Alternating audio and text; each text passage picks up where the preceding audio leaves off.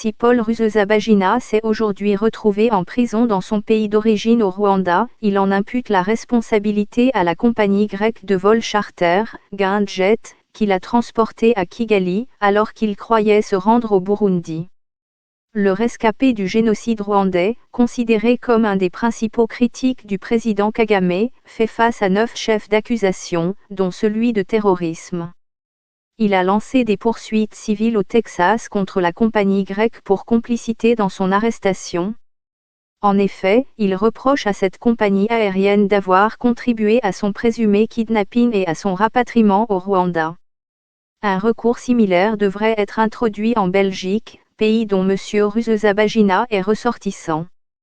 Paul Rusesabagina, dont l'histoire pendant le génocide de 1994 a inspiré le film hollywoodien Hotel Rwanda, a vécu en exil aux États-Unis, puis en Belgique.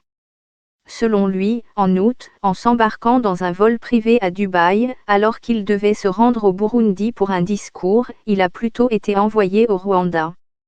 Pour toute réaction, le ministre rwandais de la Justice, Johnston Busingye, a affirmé que le procès en cours de Paul Rusesabagina est basé sur des faits clés. Le ministre a également rejeté les accusations selon lesquelles M. Rusesabagina aurait été kidnappé et rapatrié au Rwanda. Il soutient que l'accusé avait volontairement pris un vol pour le Rwanda et en avait débarqué de son plein gré. La députée américaine Caroline Maloney a demandé sa libération dans une lettre adressée au président Paul Kagame.